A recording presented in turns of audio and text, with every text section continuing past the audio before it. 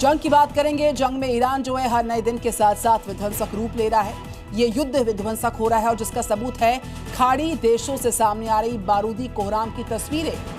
इतना नहीं है सिर्फ, ईरान ने अपनी किलर मिसाइल्स और ड्रोन के माध्यम से हॉर्मूज स्ट्रेट को भी ब्लॉक कर दिया है, चोक कर दिया है, जिससे कि तेल सप्लाई ठप हो चुकी है।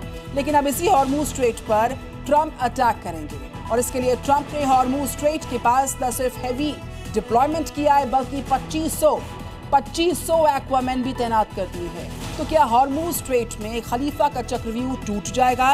ये बहुत बड़ा सवाल जिसका हम आपको जवाब देंगे। देखिए रिपोर्ट।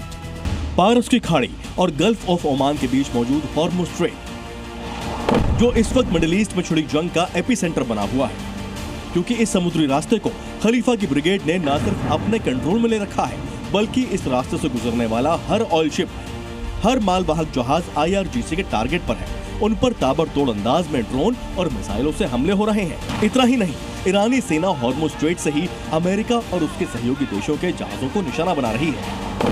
इसी हॉर्मूज स्ट्रेट से IRGC अरब देशों के ऑयल डिपो और रिफाइनरी को दहला रही है। लेकिन अब हॉर्मूज स्ट्रेट से खलीफा का दबदबा खत्म होगा। जिस हॉर्मूज स्ट्रेट को ईरानी सेना ने ब्लॉक कर रखा था, जहां से भीषण हमले किए जा रहे थे, उस पर लगाम लग जाएगी, क्योंकि हॉर्मूज स्ट्रेट पर कंट्रोल करने के लिए, वहां से ईरान के पांव उखाड़ने के लिए यूएस प्रेसिडेंट ट्रंप ने अपने विध्वंसक जंगबाजों और लड़ाकों को झोंक दिया है। मीडिया रिपोर्ट्स की माने USS त्रिपोली को अरब सागर की तरफ रवाना किया। यूएस नेवी मरीन कॉर्प्स के 2500 कमांडो की तैनाती।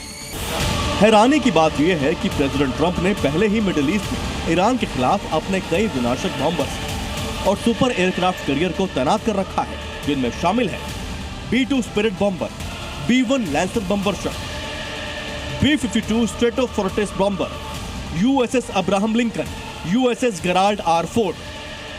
ऐसे में सवाल खड़ा होता है कि आखिर के ऑर्डर के बाद पेंटागन ने अमेरिकी नौसेना की युद्धपोत USS त्रिपोली को मिडिल ईस्ट में क्यों भेजा?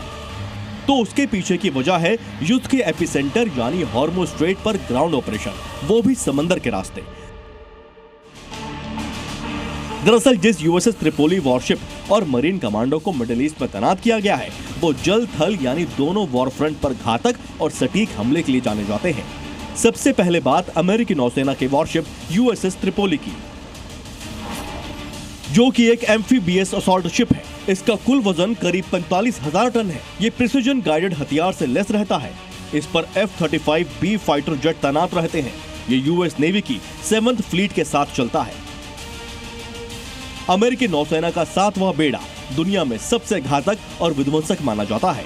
उसी बेड़े में शामिल USS त्रिपोली समंदर का खूंखार शिकारी है, जो न सिर्फ समुद्री टारगेट को तबाह करता है बल्कि समंदर में बिछी बारूदी माइंस को न्यूट्रलाइज करता है।